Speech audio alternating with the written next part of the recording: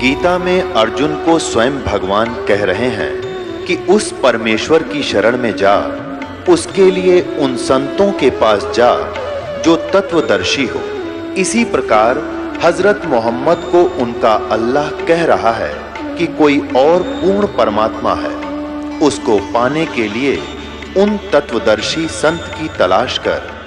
वो प्रभु कौन है, ये जानने के लिए कृपया अवश्य सुनिए जगत गुरु तत्वदर्शी संत रामपाल जी महाराज के अमृत वचन। अब गरीबदास जी की वाणी और सुनाता हूं थोड़ी सी। कहते 4 वेद 60 शास्त्र वहां काढ़े 18 पुराणे। गरीबदास चर्चा करें आजुल्ला शैतान। तू जुल्ला शैतान है और मोमन ल्याया सीत। गरीबदास उस बुरी में कौन तुम्हारा मीत। आज कौन है तेरा साथी? तो सबके साथ बिगाड़ कर रखता है, सबको ऊट पटांग कहता रहता है तेरे साथ है कोई। एक तू एकल खोरा एकला तने दूजा नहीं सुहावे। देख किसी उलाने दे रहे हैं भगवान को। अब किसके साथ बैठे तुम, सारी झूठ अटपट करो, तुमसे बात करे कैसे भगवान। तू एकल खोरा एकला तुझे दूजा नहीं सुहाए।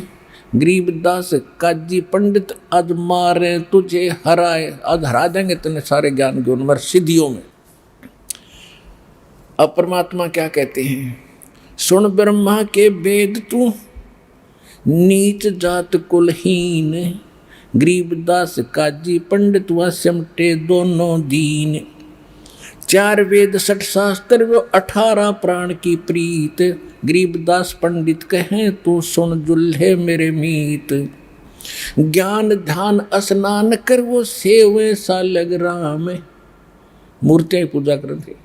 और गरीबदास पंडित कहे सुन जुल्हे वरियाम। बोले जुल्हा अगम गति सुन पंडित परवीन। गरीबदास जी कह रहे वो भगवान कबीर साहब बोले जुल्हा अगम गति सुन पंडित परवीन। गरीबदास ये पत्थर पटको इब होना पद में लीन। तुम इन पत्थरों में क्यों मत्था मार रहे हो, या भक्ति अब श्याला गुनाम की पूजा कर रहे हो। तुम भक्ति करो जो हम बताएं, तुम्हारा छुटकारा हो। अनंत कोट ब्रह्मा गए थारे अनंत कोट गए वेद। गरीबदास गति अगम है कोई न जाने वेद। अनंत कोट ये सालग मर गए और साथ है सेवनहार। ये ना जाने कितनी मूर्ति टूट ली और साथ में तुम पूजनियों मर लिए। गरीबदास अगम पंथ इस जुल्हे को दीदार। उस स्थान का मुझे मालूम है। मैं इस दुल्हा जिसने तुम दानक कह रहे हो, इस दानक के पास हो सारी शक्ति और सारी विधि। तुम इसको स्वीकार क्यों ना करते, तुम क्यों उद्मस्तार रहे हो। काजी पंडित सब गए वो शाह सिकंदर पास। गरीबदास उस पुरी में सबकी बुद्धि का नाश। गरीबदास जी कह रहे अरे एक भी नौकरियाँ नहीं। कमाल के आदमी हो तुम, ये क्या कह रहा है, तुम सारे एक तरफ खड़े हो। अरे इतने प्रमाण देख लिए तुम फिर भी नहीं मान रहे हो ये भगवान है। तो गरीबदास जी कहते हैं काजी पंडित सब गए शाह सिकंदर पास। सारे मिलकर सिकंदर जी के पास गए कि हमारी बेइज्जती करता है। दूसरी बार गए फिर वो उलाना देने गए। गरीबदास उस पुरी में सबकी बुद्धि का नाश है कि उस नगरी में सारे की बुद्धि वो पत्थर पड़ गए। एक भी नु कहने वाला नहीं रहे, क्यों पीछे पड़ रहे हो, बता गलती के बताओ। तो न्यू कहे मांस मिट्टी ना खाओ भाई, अच्छी भक्ति करो, ये खाओ ये ना खाओ। एक भी नु कहने वाला नहीं, सारे एक के पक्ष में। और क्या कहते हैं कबीर और रविदास ने यह भक्ति बिगाड़ी समूल। उलाना दे रहे हैं, उल्टा दोष दे रहे हैं रविदास और कबीर साहब को कि इन दोनों ने भक्ति बिगाड़ी दी। ये बकवास करें, सारी झूठ बोल रहे हैं। कबीर और रविदास ने भक्ति बिगाड़ी समूल। गरीबदास दो नीच हैं, ये करते भक्ति अदुल के दोनों नीच हैं ये, और भक्ति को के विपरीत बात कर रहे हैं। जो हम साधना करें उसको गलत बता रहे। हिंदू से नहीं राम राम और ना मुसलमान को सलाम। गरीबदास दो दीन बीच ये दोनों बेकाम। अब जो कहे ना देखिए राम राम करते ना सलाम करते, तो वो रखे में बोलना सच साहेब। अरे ये दोनों बेकाम आदमी है। अरे न नाक में दम कर रखा हमारे सिकंदर लोधी को शिकायत करते समय बोल रहे, उमटी काशी सब गई सठ दर्शन खलीले, गरीबदास दोनों नीच हैं इनको मारत ना कोई ढील। एक दंडी सन्यासी ता सिमटे हैं बैराग, गरीबदास तन कन फटा भई सगन सबन से लाग। अब क्या बता रहे हैं गरीबदास जी कि दंडी स्वामी ये लठाएं अंडागर धरती में नहीं रखते, दंडी स्वामी बोलते ये पूरे के पूरा ग्रुप, और सिमटे हैं बैरागी, गरीबदास वहाँ कन फटे कान पड़वा रखे जो नाथ, और भई सबन से लाग यानी सबके साथ ही उनकी ऐसे होगी, लाग नहीं होगा उसकी लगगी उनकी, क्योंकि परमात्मा सत्य है वो माने नहीं तो अपने आप दुश्मन मान लिए उन भोले व्यक्तियों ने परमात्मा को। तो गरीबदास जी चित्रार्थ कर रहे हैं कि सबके साथ उनकी लाग होगी, लगगी। दंडी सन्यासी सिमटे हैं बैराग, गरीबदास ताकन फटे भई सबन से लाग। एक उदासी बनखंडी फूल पान फल भोगे, गरीबदास मारन चले सब काशी के लोग। गाल बजावे बम्ब बम्ब मस्तक तिलक संदूर, गरीबदास कोई भंग बखे कोई उड़ावे दूर। अब जिनको पता लग गया सारे रविदास और उनके साथ झगड़ने के लिए चल पड़े, कहते कोई तो बम्ब बम्ब करता रहा है, कोई माथे पर सिंदूर ला रहा है, कोई भांग खावे पीवे एक ठूठा मार गए, और कोई नो धूल उड़ाता रहा है, बड़ा सारे बकवादी इकट्ठे हो रहे। जुल्हे और चमार पर हुई चढ़ाई जोरे, गरीबदास पत्थर लिए मारे जुल्हाए तोरे। अब वो सारे आगे कहने लगे पत्थर हाथों में ले रहे, जय तू आज हार गया और तेरी विजय नहीं हुई तो तुझे यही मार मार के पत्थर दोनों को मारेंगे, ऐसी कंडीशन कर दी। ऐसा गरीबदास जी बता रहे हैं। फिर क्या बता, पंडित और बैराग सब हुआ इकट्ठा आने, गरीबदास एक गुल भया चौकी धरी पाषाण। एक पित्तल की मूर्ति एक चांदी का चौक, चांदी की तो चौकी बना रखी, पत्थर की पित्तल की मूर्ति रख रखी, कोई सोने की कोई कांसी की। एक पित्तल की मूर्ति एक चांदी का चौक, गरीबदास एक नाम बिना यू सुनना है तेरे लोग। अब वो दो उन्होंने अपने अपने जुगाड़ जोड़ रखे थे, एक चांदी की पाटड़ी बना रखी, उसके ऊपर एक सोने की मूर्ति एक चांदी की मूर्ति तो रखी पित्तल की। तो कहते हैं भाई एक परमात्मा की भक्ति के बिना तुम्हें तीन लोग ठिकाना नहीं, इन मूर्तियां से कोई लाभ होने वाला नहीं है। ऐसा भगवान उनको समझा रहे थे जब वो उसमें व्यस्त थे। काशीपुरी के सालगम सब से मट्टे आए, एक सोने की सालगम जरी बाब पैरान, गरीबदास इस मनुष्य अकल बड़ी के स्वान। कहते परमात्मा कह रहे थे कबीर साहब, गरीबदास जी बता रहे हैं कि कोई सोने की मूर्ति बना रहे हैं उसको पूज रहे, कोई चांदी की, कोई पत्थर की बना रहे हैं। कहते इसे मनुष्य आते हैं, कहते अकल बड़ी के समान, कि ये तो एक पशु के समान व्यक्ति है, जब कुछ सुनते नहीं रहे, ऐसी पूजा कर कर भगवान पाना चाहते हैं। देखो पुण्यात्माओं, परमात्मा मूर्ति के विरोधी नहीं थे, या भूल थी हमारे।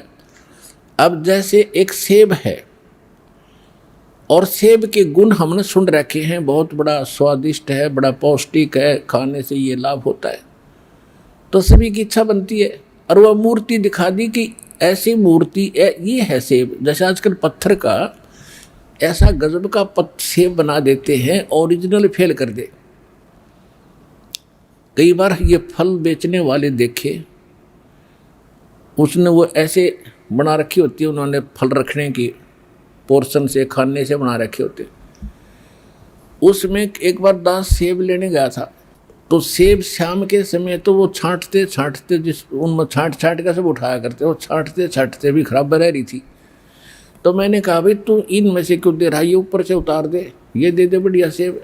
वो बोला वो नहीं देने की। मैंने कहा भाई अच्छा आदमी है तू, पैसे और ले ले 1 रुपया 2 रुपया ज़्यादा, तू ये क्यों ना देता। कहना ये देने की नहीं है, वो यूं ना गए पत्थर की है। तो उसने उठा के दे दिया, ले ले, वो हाथ मत दरी मत तरह के, जो वही तो पत्थर है वो ऊपरे और धर दी। 5-10 नारी ले रहा था कि उस नो दिखने स्टॉक बते रहा इसके पास, नो देख कर लोग आ जाए, वो कुछ ऐसा जाल होता है इनका। तो वो सेब उन वर्तमान सेबों से भी अच्छी लग रही थी। तो परमात्मा ये कहा करते कि तुम चाहे तो सोने की बना लो मूर्ति, और चाहे चांदी या पत्थर की। देखो मूर्ति तो उसका स्वरूप है, वो गुण मूर्ति में नहीं है। जैसे सेब का वो स्वरूप था, पत्थर की बना रखी थी, उस पत्थर में वो गुण वो लाभ नहीं मिल सकता। वो तो सेब खोजो कित पावे, इतनी सी बात कहा करते, वो सुना नहीं करते कि उनकी तो रोजी रोटी थी उनको। अब सुनेंगे हम, भगवान ने बुद्धि दी, ज्ञान दिया, और ऐसा जहान दिया, और सब कितना सुंदर वातावरण आज देखना। अभी तक तो इतनी बिजली गिरी नहीं है, मांस मिट्टी शराब की विकारों की वैसे भरमार तो होगी, लेकिन अब छूट जाएगी।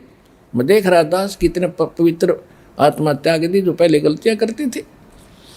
तो ऐसी जिस तरह समाज बिगड़ा है ऐसे सुधरे भी गा, टाइम वैसा ही लग जाए, एकदम नहीं बिगड़ा, बिगड़ते बिगड़ते सैकड़ों वर्ष लग गए। 50 वर्ष पहले कोई ऐसा विकार नहीं थे, 50 साल में कितनी बिजली गिर गई हमारे देखते देखते। तो अब ये 5-4 वर्ष में ये ऐसे वापस स्वच्छ भी होगा, क्योंकि भगवान का विधान और ताकत है सब शब्द शक्ति में। अब कहते एक सोने की सालगम और जरी बाब पैरान, सोने की मूर्ति बना रखी, उस पर भी हार परा रखे सुंदर सुंदर। कहते जब यह सारी सोने की है, फिर ये और सोने की माला बुला क्या क्या खा काम करेगी इसके ऊपर।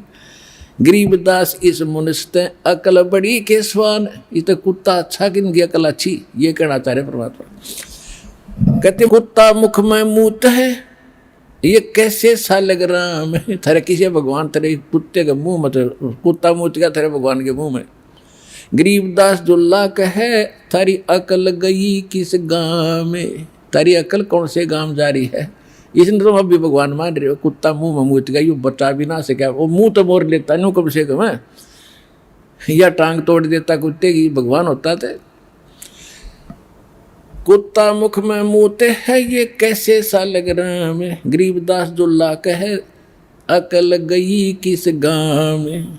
धोए धाय कर निक्के किए, 2 दाके फिर साफ किए, और फिर आमारी धार, दूसरी बार फिर कर गया काम। गरीबदास उस पुरी में वो जुल्ला हंसे चमारे, तो दोनों हंस रहे, पर परमात्मा और उसका बच्चा साथ हंस रहे हैं। वाह रे पंडित तो लगे रहो। 3 बार मुख मूतिया, ये सालग बहे असोद। गरीबदास चौ वेद में ना मूर्ति की बुद्ध। अब देखो बुद्धि माने ज्ञान है। अब परमात्मा कह रहे हैं कि 3 बार कुत्ते ने मूर्ति दिया, सारी मूर्ति तो होगी अशुद्ध। और इन 4 वेदों में इस मूर्ति का ज्ञान नहीं है कि तुम ऐसी पूजा करो, और वेद को उठाए फिरते हो। वेद पढ़े पर भेद न जाने, ये बाचे पुराने 18, और पत्थर की पूजा करोगे भूल गए सृजनहार। अब ज़्यादा समय ना लेकर के कहने का भाव ये है, लास्ट में फिर इनका यहाँ फैसला हुआ। सिकंदर बोला जी आप करो दया।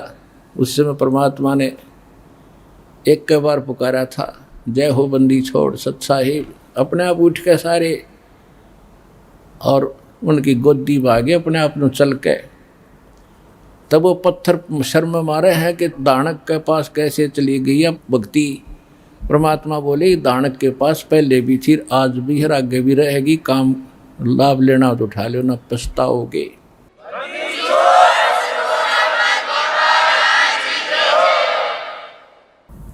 कहते समझा है तो सर दर पाऊं, बहुर नहीं रे ऐसा दाओ।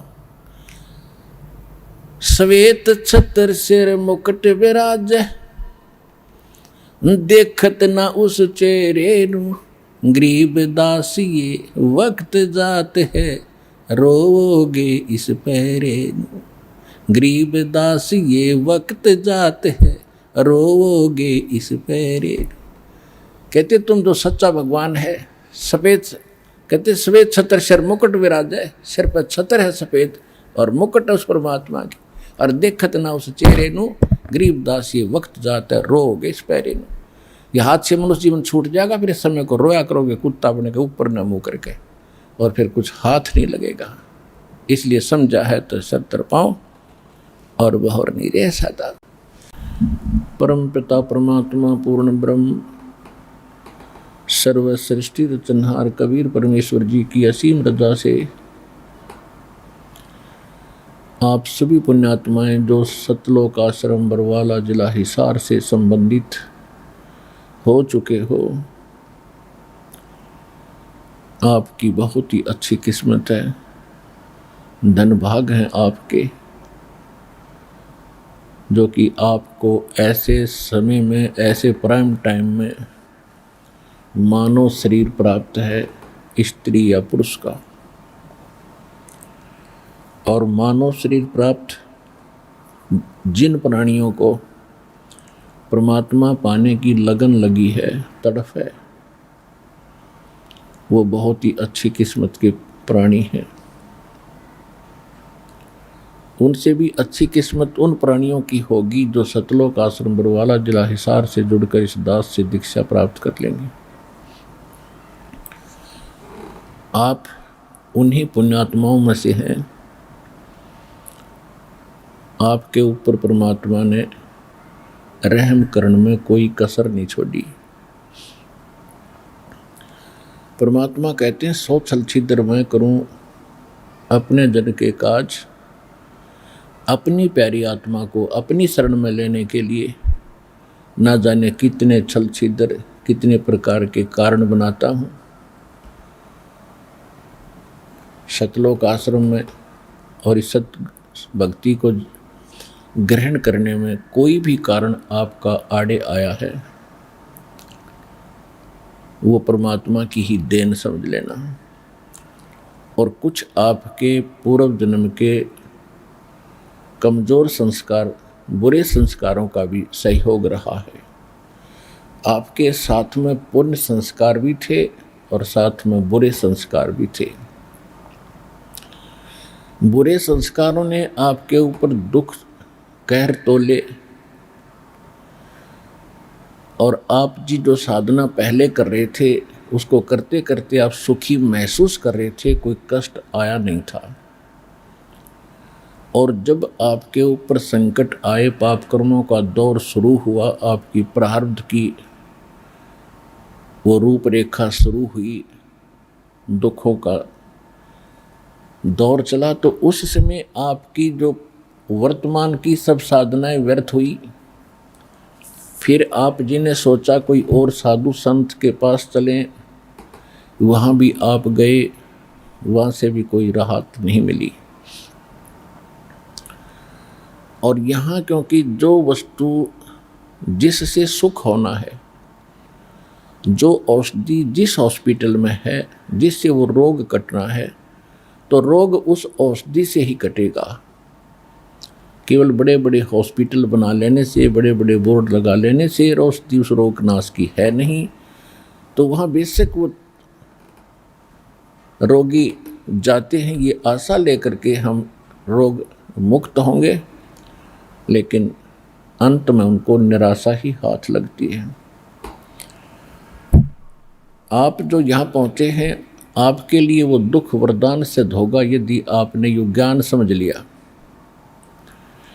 पुण्यात्माओं, यदि परमात्मा इतना ही आदेश देते कि सबको आशीर्वाद दे देना, सब ठीक होते चले जाएंगे, तो कोई बड़ी बात नहीं थी, ये भी हो जाना था।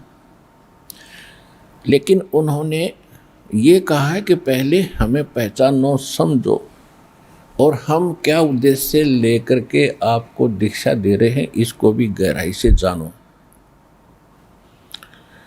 और जिस दिन आपकी ये दृढ़ आस्था हो जाएगी कि कबीर इज गॉड, उस दिन देखना आपके घर में कितने सुख शुरू होंगे। पल पल में परमात्मा की मेहर दिखाई देगी।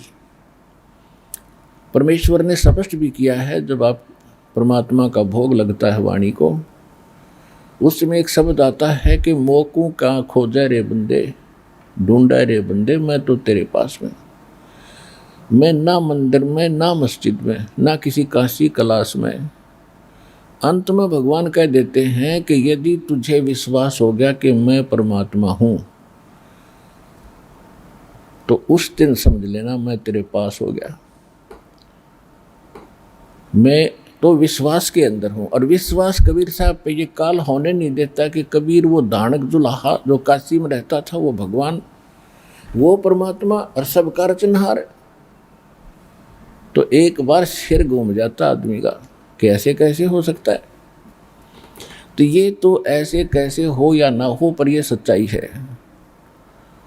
अनंत कोट ब्रह्मांड का एक रति नहीं भारे, सतगुरु पुरुष कबीर हैं ये कुल के सिरजनहार। हम सुल्तानी नानक तारे, दादू को उपदेश दिया, जात दुलाहा भेद न पाया, वो काशी महे कबीर हुआ। तो ये कि कबीर परमात्मा है और आपको कद विश्वास होगा उसके लिए प्रयत्नशील है। इतने प्रमाण दे रखे आपको।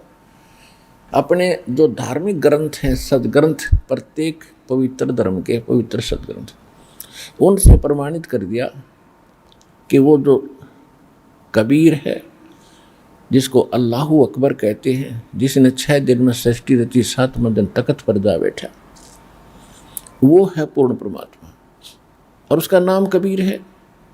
ये हमारे सदग्रंथों ने, वेदों ने प्रमाणित कर दिया, भी वेदों ने भी प्रमाणित कर दिया, पवित्र वेदों ने, पवित्र बाइबल ने, पवित्र कुरान शरीफ ने और पवित्र उन महापुरुषों की अमृतवाणी ने, जिनको परमात्मा मिले, जिन्होंने भगवान को देखा, उस दानक रूप में देखा और सतलोक में अनंत कोट ब्रह्मांड के संचालक के रूप में देखा। उन महापुरुषों ने कहा है, फाई सूरत मुलुक की वेश, ए ठगवाड़ा ठगी देश, खरा सियाणा भोता वार, ये धानक रूप रहा करता। आदरणीय नानक साहिब जी ने एफिडेविट दे रखा, अपनी आंखों देखा भगवान को। आदरणीय गरीबदास साहिब जी ने कहा कि हम सुल्तानी नानक तारे, दादू को उपदेश दिया और जाति जुलाहा भेद नहीं पाया, वो काशी माए कबीर हुआ। और अनंत कोट ब्रह्मांड का एक रति नहीं भार, और सतगुरु पुरुष कबीर हैं ये कुल के सिरजनहार। दादू साहिब जी को परमात्मा मिले थे, सचखंड लेकर गए थे, ऐसे ही जैसे गरीबदास साहिब जी को, जैसे नानक साहिब जी को लेकर गए थे, फिर छोड़ा था वापस अपना विटनेस बनाने के लिए।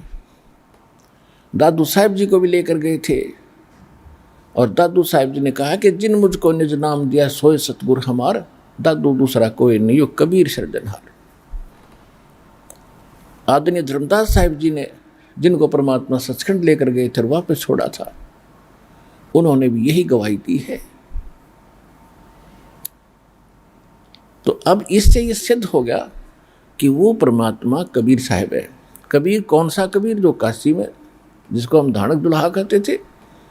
तो जिस दिन आपके हृदय ने ये बात मान ली, और ये भी तब समझ पाओगे जब आप ज्ञान समझोगे, और ज्ञान में ये भी समझ पाएगी कि ये सुप्रीम पावर है, सबसे सर्वशक्तिमान यही परमात्मा है, और ये हमारे सब पापों का नाश कर सकता है। बाकी ना ब्रह्मा जी कर सकते, ना विष्णु जी, ना शिव जी, ना गणेश जी, ना राम, ना कृष्ण, और न ही ये ब्रह्म और ना परब्रह्म यानी अक्षर पुरुष। केवल परम अक्षर पुरुष यानी सत्य पुरुष कबीर साहिब, ये हमारे प्रारब्ध यानी किस्मत में लिखे हुए पापों का भी नाश कर देते हैं। और जो पहले के संचित कर्म, जिनके आधार से हम आगे 184 प्रकार के प्राणियों के शरीरों में हमने दुख उठाना था, वो मूल, वो संचित को कर्म है, उसका मूल 84 लाख योनियों में जाने का। तो परमात्मा उनको भी फूकेंगे, उनको भी नाश करेंगे। कर्म भरम ब्रह्मंड के, मैं पल में करहूँ नेश, जिन हमारी दुहाई दी सो करो हमारे पेश, कबीर साहब कहते हैं। फिर कहते हैं, जब ही सतनाम हृदय धरो। हृदय धरो का मतलब है जो हृदय से मान लिया कि सचमुच ये मंत्र है, गॉड गिवन है, तो परमात्मा का दिया हुआ, भगवान का बताया हुआ, और उसकी प्यारी आत्माओं जिनको हम महान संत मानते थे, उन्होंने यही जाप किए तो ये हृदय में तब समाएगा कि सचमुच हम जो साधना करें फाइनल है। इसके अतिरिक्त पृथ्वी पर कोई भक्ति नहीं है जो श्रेष्ठ है। तो जब कहते हैं जब ही सतनाम हृदय धरो और भयो पाप को नासे, तभी नाश हो जाएगा सब पापों का। और जैसे चिंगारी अग्नि की और पड़े पुराने घास, तो 1,00,000 टन सूखा घास पड़ा हो और उसमें एक माचिस की सीख जला के उसमें लगा दे, उसने सारे न जला कर राख कर देगी और चलेगी फिर तेज आंधी उस स्थान को भी साफ कर देगी। ऐसे आपका पुराना घास यानी पुराने संचित कर्म धर्मराज के दरबार में आपके अकाउंट में ढेर सारे बिना गिनती के, तो मालिक उनको भी फूकेगा। तभी तो 84 लाख योनियों में जाने से हम बचेंगे। और आने वाले जीवन, इस जीवन में जो दुख हमारे कर्म के होंगे, पिछले संस्कार हैं ये, पिछले संस्कार से आज सुखी है जिस नकली सुख को हम सुख मानते हैं, और पिछले संस्कारों से पापों से हम दुखी हैं। तो परमात्मा इस प्रारब्ध के पाप को भी नाश करेगा। तो तभी हम इसलिए भगवान की खोज करते थे कि हम पर कोई आपत्ति ना आवे और हमारे बच्चे भी सुखी रहें, हम भी सुखी रहें, ठीक ठाक अपना जीवन निर्वाह करें और भक्ति जरूर करें। तो पहले तो हम केवल कहीं जाते थे तो उद्देश्य ये होता था बिजनेस में अच्छा लाभ हो, बच्चे सुखी हों, बस दैट्स ऑल। अब हमें वास्तविकता का ज्ञान हुआ कि मोक्ष पहले हो, छोटा मोटा कष्ट भी बेशक बना रहे पर मोक्ष हो। तो कष्ट भी नहीं होने देंगे भगवान। जब मोक्ष देंगे तो कष्ट युक्त व्यक्ति भक्ति कैसे करेगा? और घना सुखी हो गया तो भी भक्ति नहीं करता। ये भी परमात्मा ने खूब मालूम है, वो बालक नहीं है। तो परमात्मा कहते हैं कि जिस समय आप हमारी शरण में आ जाते हो, परमात्मा कबीर जी की शरण में, तो उस समय आपको ये दृढ़ विश्वास कराना अनिवार्य है कि कबीर भगवान है, इसके अतिरिक्त पृथ्वी पर कोई परमात्मा नहीं और इससे अतिरिक्त कोई सत साधना नहीं जो सतलोकासन वाला जिला हिसार में ये दास प्रदान कर रहा है। तो उस दिन आपका हाथ पकड़ लिया भगवान ने, और समर्थ जिसका साथ देता है वो छोड़ता नहीं फिर। तो सबसे पहले आपने परमात्मा पर विश्वास दृढ़ करना पड़ेगा। कुछ भगत तो ऐसे आते हैं, टीवी किसी ने बता दिया कि उस टीवी में देखो बड़े लोग सुखी हो रहे हैं, और वो एक बार देखते ही भाग लेते हैं, बस हम तो ठीक होने जा रहे हैं। इस उद्देश्य से यहाँ आने की कतई आवश्यकता नहीं कि हम ठीक होने जा रहे।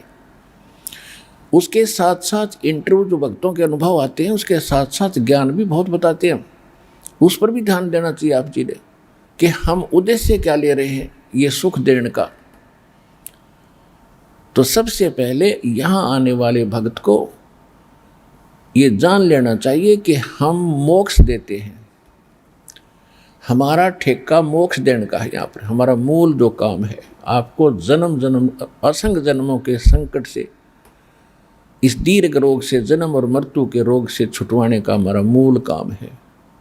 बाकी रही जो कष्ट हैं आप पर, ये भी निवारण करने पड़ेंगे जब आपसे भक्ति करानी है भगवान ने। तो संकट में भक्ति हो नहीं सकती, लेकिन थोड़ा बहुत संकट भगवान जान कर रखते हैं, क्योंकि सुखी होते ही जीव भगवान बोलता है। ये ऐसी बुरी आदत है हमारी। तो परमात्मा क्या बताना चाहते हैं कि जब ही सतनाम हृदय धरो और भयो पाप को नासे, जैसे चिंगारी अग्नि की बई पड़े पुराने घासे। आपके संचित कर्म समाप्त होंगे, और फिर जब संचित कर्म यानी पाप कर्म आपके हृदय में बेचैनी पैदा किए रखते हैं, और जब इस मंत्र के जाप से, आशीर्वाद से, धर्म कर्म जो आपको बताए जाते हैं, सब से मिलकर ही वो नॉर्मल होंगे। जैसे कपड़ा ज़्यादा मैला हो जाता है, तो उस ज़्यादा मैला है तो कुछ तो इतना ही मैल होता है। जैसे कई भक्त ये सोचते हैं कि एक भक्त कह रहा था मैं यहाँ आया, आते ठीक हो गया। दूसरा कह रहा था मैं तीसरी बार में मुझे राहत मिल गई। एक कहता मैं 6 बार आ लिया, मुझे राहत मिल नहीं रही। ये उसकी भूल और अज्ञानता है। जैसे किसी का कपड़ा थोड़ा मैला है तो पानी में डाल दो, धूल धाल लग रही है, तुरंत उतर जाएगी, साफ हो गया। और जिसका उससे अधिक कुछ मैल लगा है तो साबुन प्रयोग करना पड़ेगा, एक बार भी ना हो तो 2 बार धोना पड़ेगा, और तीसरी बार भी धोना पड़ सकता है। जब मैल गना होता साबुन सुबुन फिर भी लाना पड़ जाए, लेकिन तरीका यही है उसको साफ करने का, और कोई तरीका है ही नहीं। वो एक बार में साफ होता है, 2 बार में होता है, चाहे 100 बार में होता है। कहने का भाव ये है कि पहले ज्ञान समझें, फिर सब समाधान से परिचित हों कि इसके अतिरिक्त कोई साधना नहीं, इसके अतिरिक्त कोई भगवान नहीं, और कोई पृथ्वी पर करने वाला नहीं।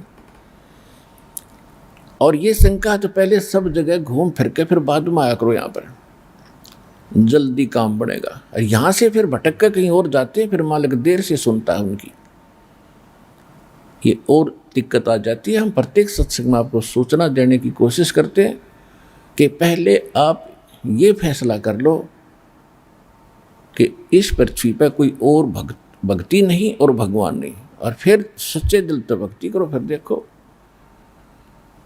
ऐसे ऐसे सुख है परमात्मा, आप सोच भी नहीं सकते। भगवान ऐसे सुना करते, ऐसे करता, और आपको होया करेंगे डेली।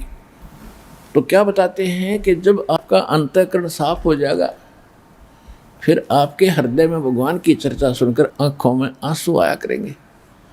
जरा सी भी मालिक की महिमा कभी चलेगी, आंखें भर आया करेंगे आपकी। तो वह प्रेम की पवन चल पड़ी। तो फिर क्या कहते हैं, जैसे सूरज के आगे बदरा और ऐसे कर्म छयारे, और प्रेम की पवन करे चितमंजन, फिर झलके तेज नयारे। जैसे आत्मा और परमात्मा के बीच में हमारे पाप कर्मों के बादल छा गए, और ये वास्तविक लाभ हमें प्राप्त नहीं होने दे रहे। जैसे सूरज का आगे बादल होते हैं, तो सूर्य का जो प्रकाश प्रॉपर हमारे पास नहीं आ पा रहा, तो हम उससे वंचित हैं। ना कपड़े सूख पाते, ना और कोई वस्तु ठीक से सेट हो रही, गिल्ली गिल्ली पड़ी है। तो जब हवा तेज चलेगी, बादल छट जाएंगे, हट जाएंगे, फिर सीधा प्रकाश हमें प्रॉपर पूरा प्रकाश उसका सूर्य का प्राप्त हो रहा है, उसका लाभ शुरू हो गया, फिर जो चाहिए था। इसी प्रकार कहते हैं, जैसे सूरज के आगे बदरा ऐसे कर्म छयारे, और प्रेम की पवन करे चितमंजन, फिर झलके तेज नयारे। तो इस प्रकार आप जी निर्मल हो गए। आप हमने असंख्य जन्मों से अपना अंतःकरण रूपी ये कपड़ा घड़ा मैला कर रखा है, और इतना मैला कर लिया कि जैसे कोई वर्कशॉप पर मिस्त्री के कपड़े होया करे। उन कपड़ों का कलर तो छोड़ दो, भी नहीं पता ये कपड़ा है चमड़ा है, इतने काले हो जाते हैं। और उनको फिर धोने के लिए साबुन भी ला लेंगे, सोडे में भी उबालेंगे, और फिर ड्राई क्लीन करने के लिए भी उस प्रोसेस में भी देना पड़ेगा। जब दिखेगा कि कपड़ा है और किसी कलर का है, तो इस प्रोसेस में आपको यहाँ आने के बाद शुरुआत की जाती है। जिसका जितना कपड़ा मैला अधिक है उसको समय लगेगा, लेकिन है गारंटीड बात कि सारा सुख होगा और पूरा मोक्ष होगा, आपका सब संकट भी निवारण होगा। ये तरीका हमारे पास कंप्लीट है, भगवान का दिया।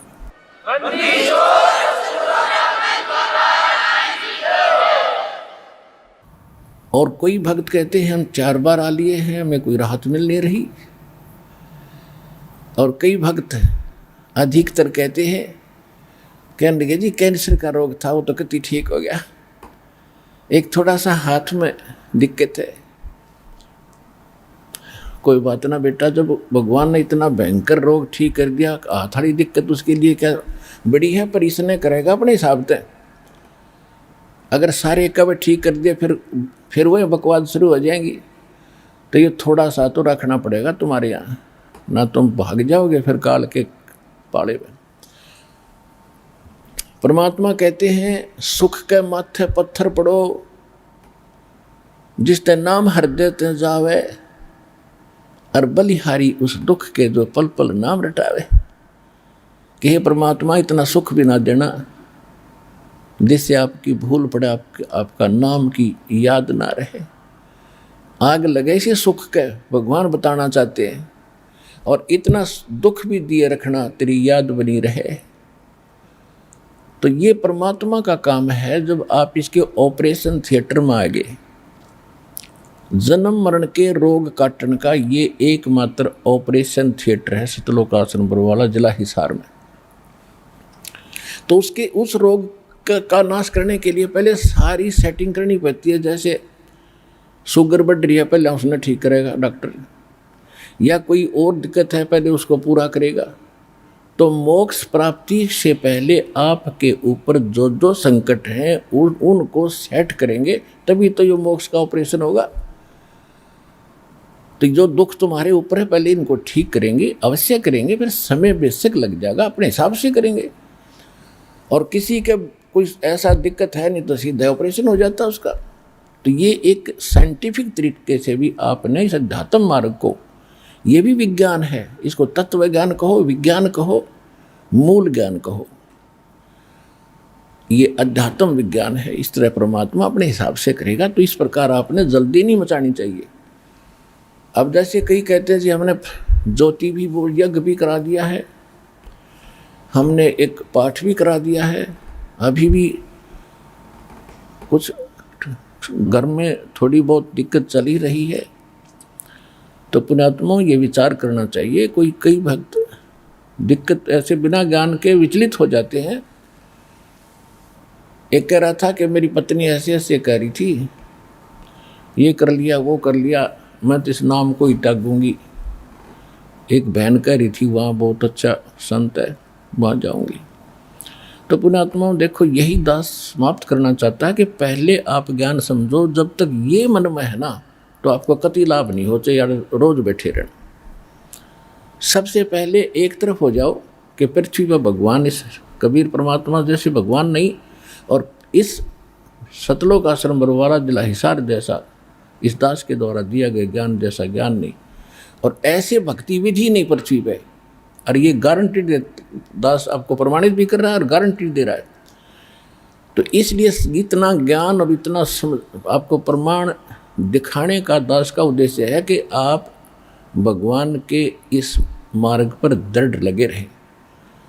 और कहते हैं सत ना छोड़े सूरमा, सत छोड़े पथ जा, और सत के बांधे लक्ष्मी फेर में लग गया। परमात्मा आपकी परीक्षा लेते हैं।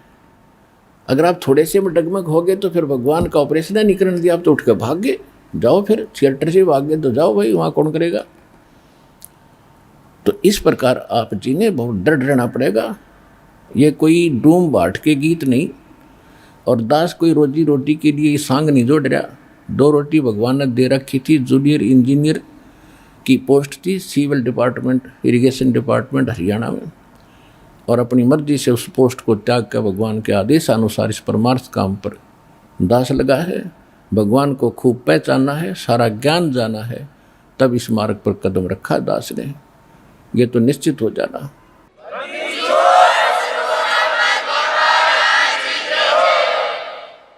ये निश्चित हो जाना, दास तो शब्द कहेगा भगवान का होगा, दास का नहीं होगा। आपको विश्वास कब होगा? वो आपकी बुद्धि व बालकाली कद समाप्त होगी, उसकी इंतजार है। जो हमारे सस हो गए हैं, नए नए आए हैं, पुराणों की तरह खत्म होगी यह शंका। नए नए जो बच्चे हमारे बने हैं, नाद के जो बच्चे हैं हमारे, 2 प्रकार से संसार बताया है। एक तो माता पिता से बनता है, उसको बिंद कहते हैं, बिंद का परिवार। और एक नाद के बच्चे होते हैं जो गुरुजी से दीक्षा जो ले लेते हैं, तो वो गुरुजी के बेटा बेटी हो गए उस दिन से, जिस दिन उन्होंने नाम लिया, उस दिन उनका जन्म है। तो आज जो पुराने बच्चे हैं, बड़े काफ़ी समय से दीक्षित हैं, वो तो सब समझ चुके हैं, वो तो निरसंशय हो चुके। जो नए बच्चे हैं, दीक्षा ले भी ली है, 1.5 साल हुआ है, ज्ञान अभी पूरा समझ में आया नहीं है, तो बालक है अभी। अब जैसे बालक कोई पेन उठा लेता है और उस पेन को उठा के अपने पिताजी से पूछता है, पापा जी ये क्या है? वो कहता है बेटा पेन है। वो कहता है कि पेन है, पेन है। वो करता करता उसने रख देता है, क्योंकि वो ना तो ये भी उसकी बुद्धि इतनी नहीं कह सोचता कि पिताजी से जो पूछ रहा हूँ ये गलत बता रहा है। इतनी उसकी बुद्धि काम नहीं कर रही, पिताजी कह क्या रहे हैं, वो ए करता, ना तो वो नकारता है कि पिताजी गलत बोल रहे हैं, और ना उसका समझ मारियो कह के रही हो कि चीज़ है इसने पेन कह रहे हैं। तो जब वो बच्चा थोड़ा सा बड़ा हो जाता है तो उसकी ए मिट जाती है, और फिर उसको कहते हैं बेटा वो पेन ला उठा के, बेटी भाग्या जाता है पेन उठा के लाता है, उस दिन उसकी ए मिट गई। तो जिस दिन आपकी वह ए मिट जाएगी उस दिन देखियो दो हाथ भगवान के, या ए मिटाने के लिए इतना सत्संग और प्रमाण दिए जाते हैं।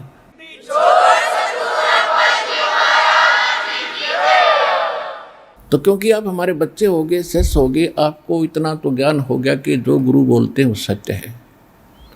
लेकिन उन नकली गुरुओं के पास वह सत्य भी नहीं थी, गुरु भी असली हो, असली गुरु ही सत्य बोलते हैं। तो इस पूरे ब्रह्मांड में, 21 ब्रह्मांड में, इस पृथ्वी पे आज सत्य भक्ति बताने वाला, सच्चा ज्ञान देने वाला कोई संत नहीं है इस दास के अतिरिक्त। या आज ये ए मिट जाओ आपकी, चाहे 2 वर्ष के बाद मिटेगी, सच्ची पावेगी नो की नो। और जब ये ए मिट जाएगी तभी भक्ति आपकी प्रारंभ होगी। गीता अध्याय नंबर 2 के श्लोक 53 में कहा कि अर्जुन, जब भिन्न भिन्न प्रकार के विचलित करने वाले वचनों से तेरी बुद्धि हटकर एक तत्व ज्ञान, परमात्म ज्ञान पर स्थिर हो जाएगी, तब तो तू योग को प्राप्त होगा, तब तो तेरी भगत बनेगा और भक्ति स्टार्ट होगी। ना तो डगमग आदमी कभी भक्ति कर ही नहीं सकता। तो यहाँ परमात्मा भी कहते कह कबीर सुनो भी साधो, मैं तो हूँ विश्वास में।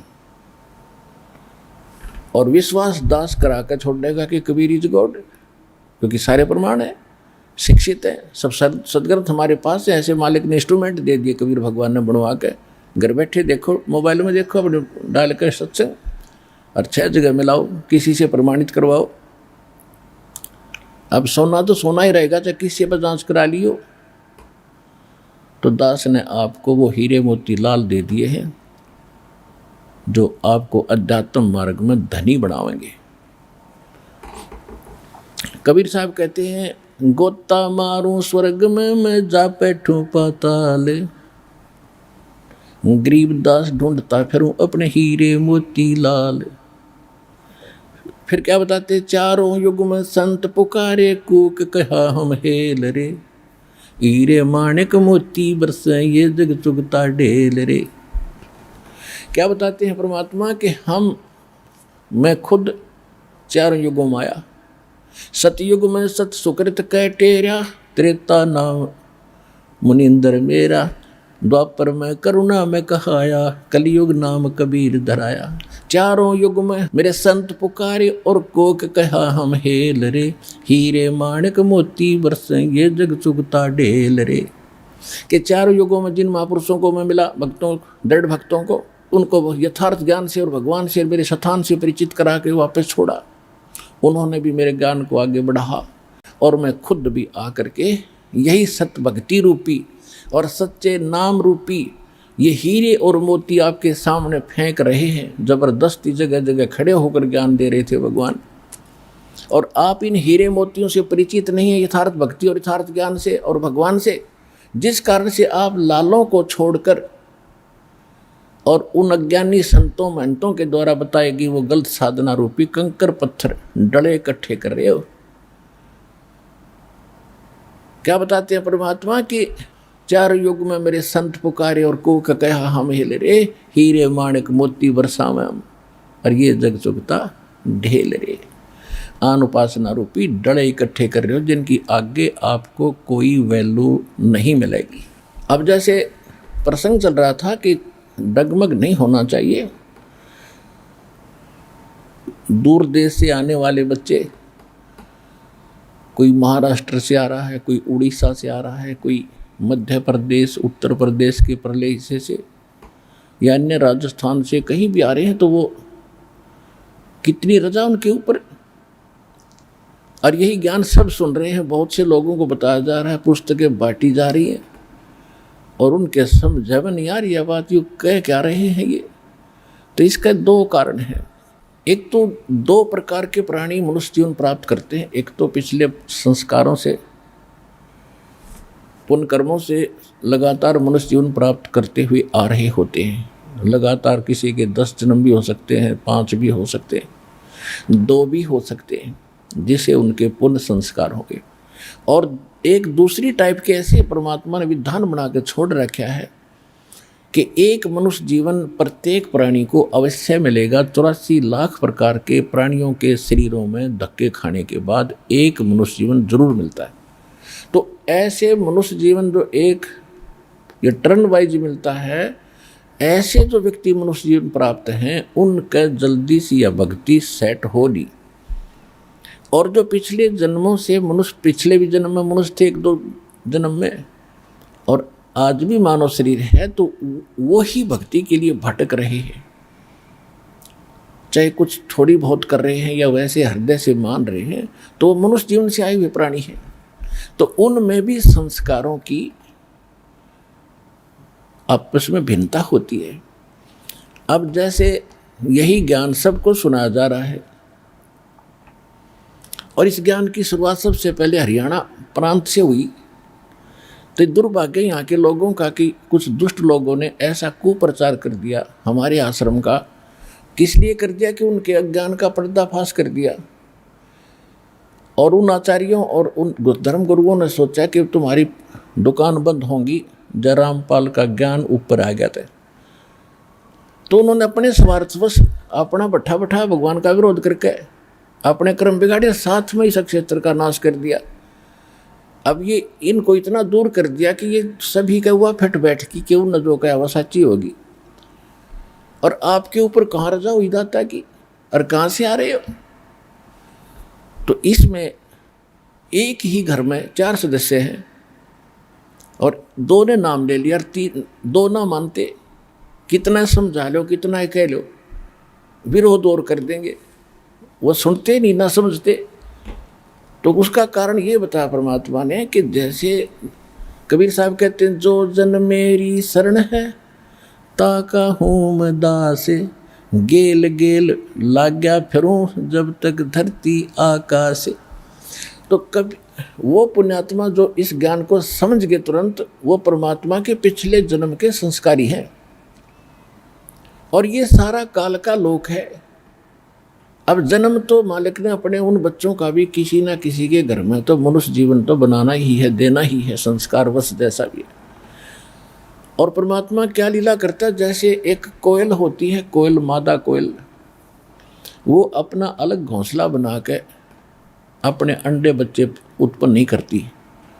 अंडे तो उत्पन्न करते, लेकिन वो अलग से घोंसला नहीं बनाती, क्योंकि उसके अंडों को ये कौवे खा जाते हैं, छोड़ते नहीं।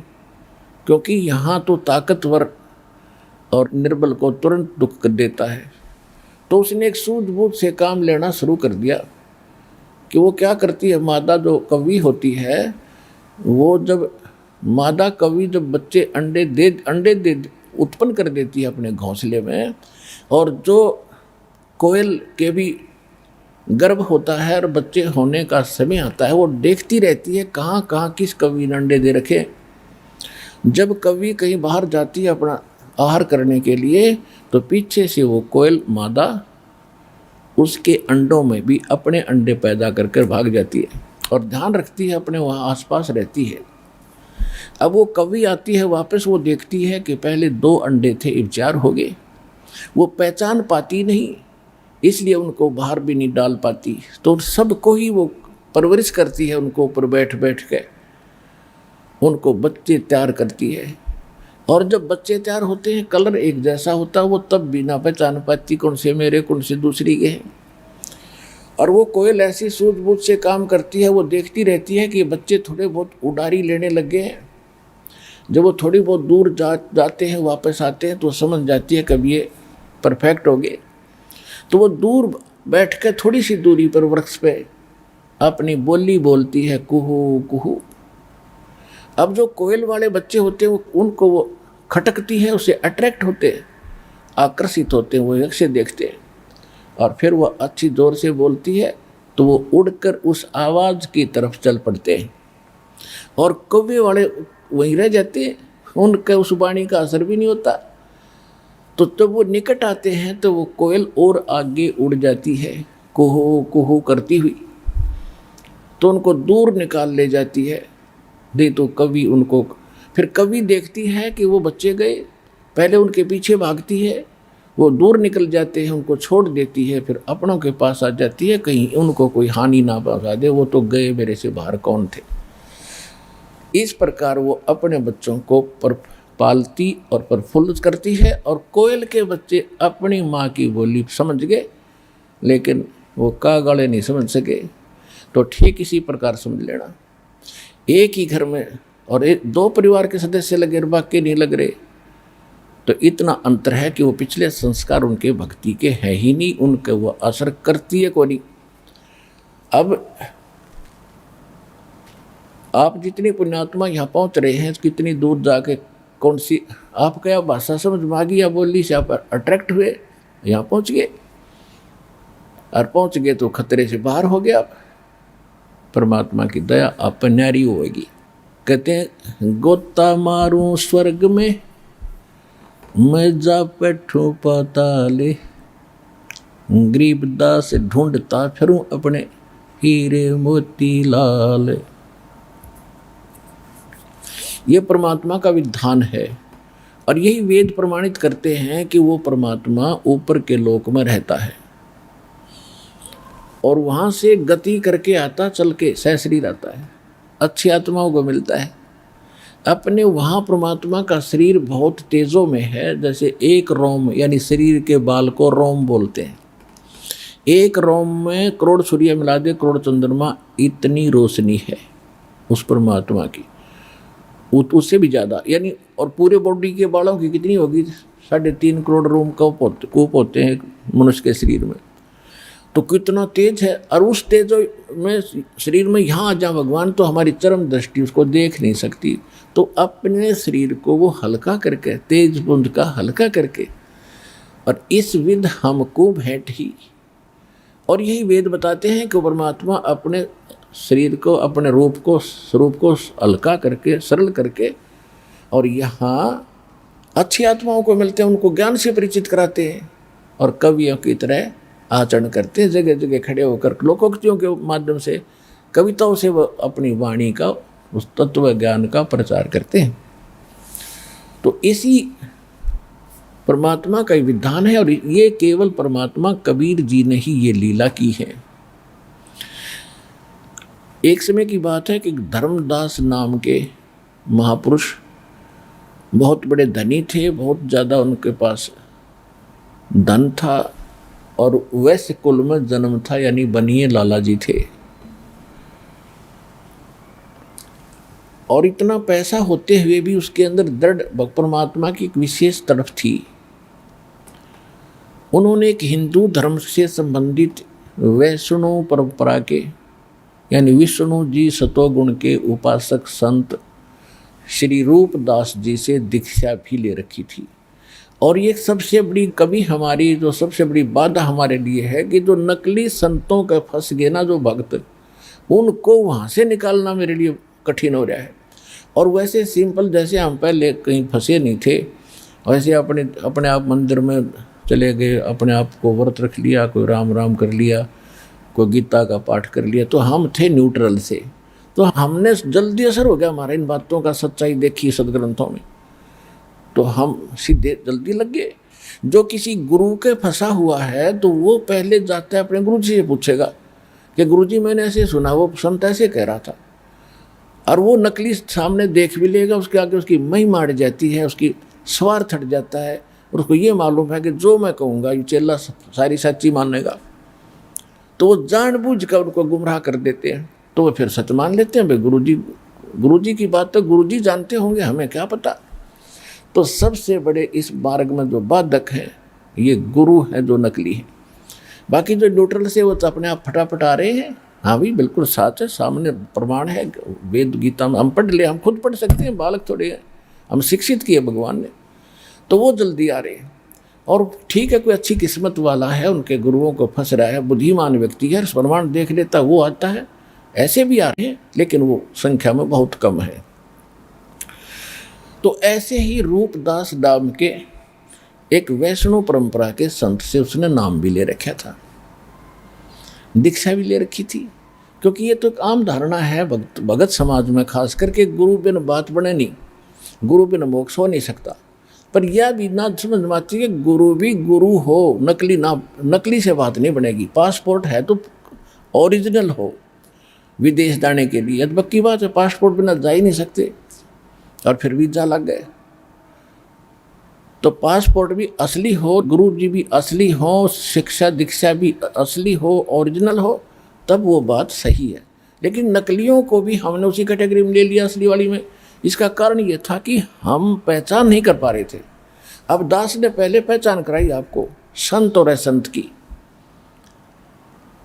और बुद्धिमान समाज धीरे धीरे इधर आकर्षित होगा, अग्रसर भी होगा, समझेगा, रहा होगा, अपना पीछा छुड़वाओ।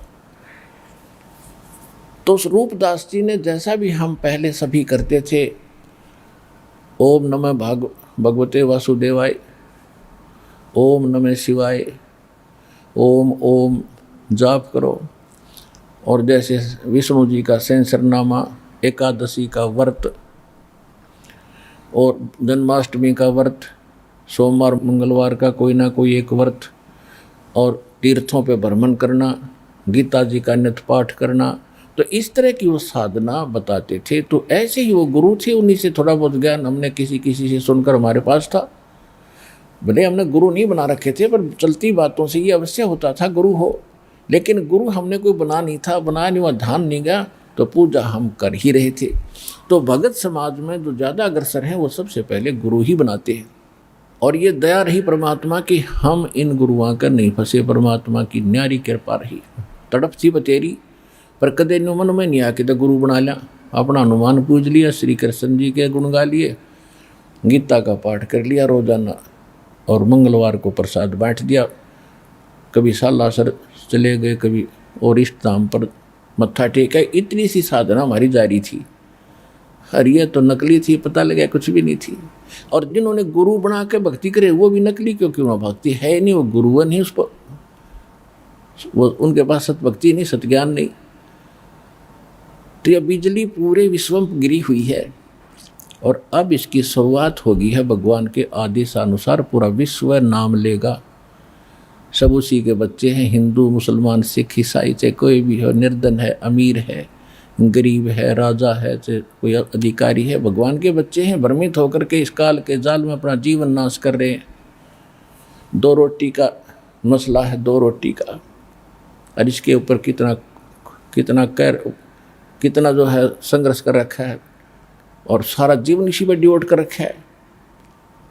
बच्चे शिक्षा जब लेते हैं तो सबसे पहले ये पूछते हैं, भाई कौन सी ट्रेनिंग करूं जिसमें घनी माया मिल है, और ऊपर का अच्छा आता हो जिसमें 2 नंबर का, तो उसने पहले सेलेक्ट करेंगे।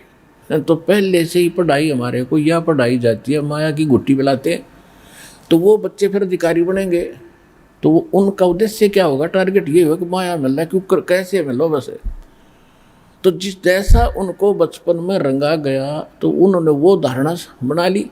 अब हम उससे हटाएंगे और विद प्रूफ हटाएंगे और सच्चाई से परिचित कराएंगे, तो धीरे धीरे वो वापस भी हटेंगे। जहर कौन खाओगा जो पता लगे इसमें जहर है। तो दास का उद्देश्य है पूरे विश्व को सुख दे, शांति दे, माया की तरफ, माया के जो संग्रह करने में जीवन नाश कर रहे हैं इससे हटाएं। माया भी भगवान देगा। अगर जीव अपने प्रयत्न से सेठ बन जाते, सभी प्रयत्न करें, सभी इच्छा करते, सुबह उठते सभी जाते, आज इतना बेनिफिट हो, मैंने बेनिफिट की बजाय हानि हो जाती है। तो हम बिल्कुल परमात्मा के उस विधान से दूर हो गए, भूल गए उसको। और इसका कारण रहा ये नकली संत स्वार्थी ने, आप ज्ञान नहीं था, औरों को दीक्षा देने लगे, शिक्षा देने लगे। कबीर साहब कहते हैं, औरों पंथ बताओ ही आप न जाने रा, और मार्गदर्शन कर रहे हैं, गाइड बन गए, और आपको खुद पता नहीं जाना कहाँ है। तो ऐसे इन्होंने हमारा बैठा दिया। तो धर्मदास जी अपने गुरुदेव के आदेश अनुसार, उस समय उसकी आयु लगभग 67 साल की वर्ष की होगी थी, 67 साल के आसपास, 67 साल के आसपास बता रहे हैं। और वो साधना करता हुआ, जैसा गुरुजी ने बताया था, मथुरा के अंदर चले गए। मथुरा, जहाँ पर ये माना जाता है, धारणा बनी हुई है हमारे गुरुओं के द्वारा जो दी गया ज्ञान था वो नकली, कि श्री कृष्ण जी मथुरा में रहा करते थे और एक तालाब में नहाया करते थे, वहाँ गऊ चराया करते थे, वृंदावन में घूमा करते थे, और वहाँ एक पहाड़ को उठाया था, गिरिराज को। पहले तो ये देखना चाहिए वो गिरिराज को किस लिए उठाया था। देवी देवताओं की पूजा श्री कृष्ण जी ने बंद करवाई थी, और जिससे देवी देवताओं ने कंप्लेंट करी किसके आगे, देवी देवताओं के राजा इंद्र के आगे। इंद्र ने अक्षुब्ध होकर के, इंद्र है इरिगेशन मिनिस्टर ने सोच ले, उसने उसके पास 96 करोड़ मेघमाला है, मेघ यानी बादलों की, और एक मेघमाला अगर यहाँ बरसा दी जा तो पृथ्वी पर 10-10 फुट पानी हो जाए। उसने इस क्रोध में कि मेरी पूजा बंद करवा दी, और कृष्ण जी अपनी पूजा नहीं कराते थे, एक कहते हो भगवान की पूजा करो, जिस कारण से उस ब्रज को डबोने के लिए मूसलधार वर्षा शुरू कर दी। श्री कृष्ण जी ने वो पहाड़ उठा लिया। पहाड़ देखो, दास बार बार कह रहा है कि ये ब्रह्मा विष्णु महेश और कृष्ण ये भी उसी के बालक है। और परमात्मा कहते हैं जो जन मेरी शरण है ताका हूँ मैं दास, गेल गेल लग गया फिर दुर्लभ धरती आकाश। अब उस परमात्मा के वो भगत रहे कभी कि इस कलयुग में उन्होंने घनी भक्ति कर रखी है। जो आज जो नाम ले रहे हैं भगवान के, घने प्यारे बच्चे हैं, बेटा है चाहे लड़का है चाहे लड़की, स्त्री है पुरुष, और ये पार ना हुए धन हो जाएगा घना इनके पास भक्ति का। इतना गजब का मंत्र है ये, और ये पार ना हुए तो काल का फंस जाएंगे। फिर इन्हीं में से ये ब्रह्मा विष्णु महेश बना होगा, और फिर उन्हीं में से राम कृष्ण बना के भेजेगा। अब उन पर जो आपत्ति आवेगी तो वो तो उसके बच्चे हैं जो पहले कभी उसके साथ मालिक के बच्चे थे, उसको मालूम है इसने डले डोलिए, तो वहाँ भी रक्षा वो करेगा ही करेगा, क्योंकि वो उसकी प्यारी आत्मा है।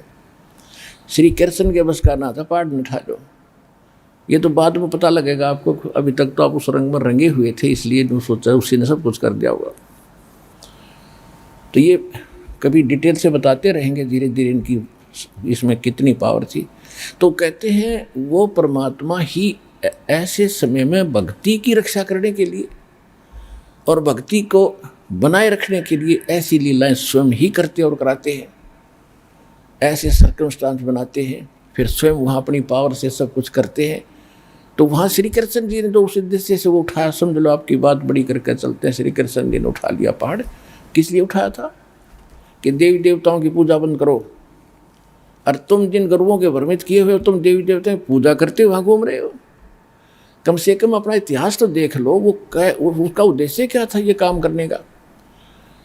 और फिर उस तालाब में जहाँ श्री कृष्ण नहाया करते थे, स्नान किया करते थे, और फिर जहाँ वो घूमा फिरा करते थे वृंदावन के अंदर, वहाँ जाने से वहाँ भगवान के चरणों की रज पड़ी हुई है। भगवान के चरणों की रज के ऊपर तक हमारे जैसे हजारों घूम लिए ना, मेरा किसकी चरण तल दबली उसकी रज होगी थोड़ी बहुत है।